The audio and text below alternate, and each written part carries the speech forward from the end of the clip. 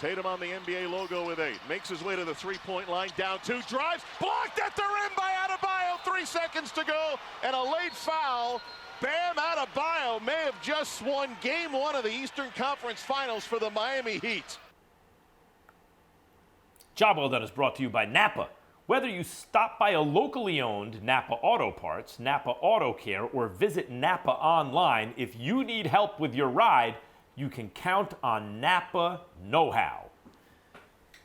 Look, that Heat Celtics game was a back-and-forth slugfest. And Jayson Tatum was identified. By the way, Zach Lowe had a whole in-depth thing on Tatum, and is he emerging before our eyes as a star that can be, carry a team to a championship? It's remarkable what's happening. And I said last year, I'm not the only one who identified Tatum as that guy is the best offensive player on a championship team one day if things work out.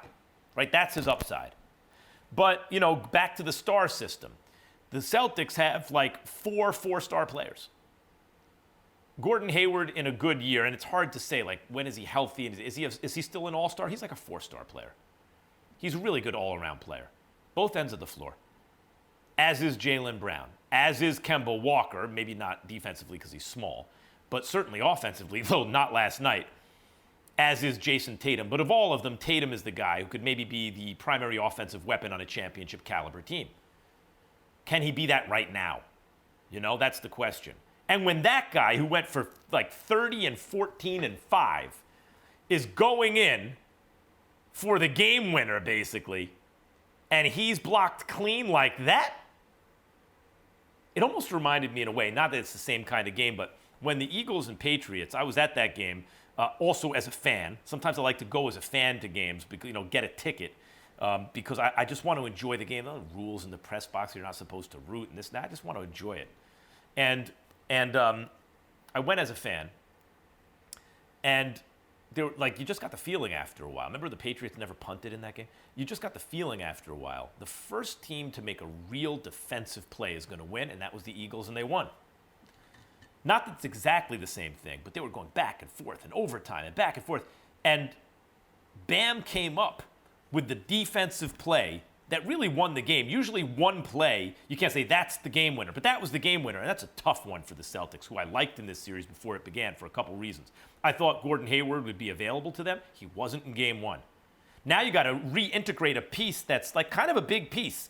The good thing about Hayward and about Jaylen Brown is that they can give you all-star production both ends of the floor without having to draw up plays for them. They can get it in the flow of the game and transition and just do things to help the team. And Gordon Hayward's passing helps the team. And he's a good player, a very good player. So with him, even if there's no 5-star player, although Tatum's trying to become one right now, right? Even if Tatum's 4.5 and everyone else is a 4, let's say. You got 4 of those guys, that's a lot. And then Tice and a couple other guys, it's like, well, that's an above-average player. If a 3-star player is a starter, that's a 3.5. So I like them, and they can shoot, and they can play defense. They have an excellent coach. But when you have a chance to steal a game without Gordon Hayward against a team like the Heat that's been playing the way they have throughout these playoffs, you got to do it.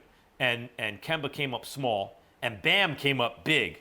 And now that you have to reintegrate Hayward in order to play at your best, that might take a game or so. They don't have a game or so to get really as good as they need to be. So I started out the series liking the Celtics in 7. Oof. Maybe I like the Heat in 7 now because of game 1. I'm going to stay with the Celtics, but that's a bad loss for them. That's a game they really could have snuck away with, and Bam preserved it for the Heat, and that's a hell of a play. Who was going to face the Lakers in the finals, and will it be the Lakers? Denver is never say die. Denver got Jokic and Jamal Murray. Can LeBron and AD put them in their place? But what if their place is at the top of the NBA? What if we're watching this happen? It's unfolding before our eyes. What if the bubble has a kind of weird, funky effect on things, and it gives a chance to ascending players like Jokic, and especially Murray is an ascending player, and Porter and these guys, a chance to do something which in a normal season maybe it would be harder to do? What if that's what we're seeing? Thanks for watching ESPN on YouTube. For live streaming sports and premium content, Subscribe to ESPN+.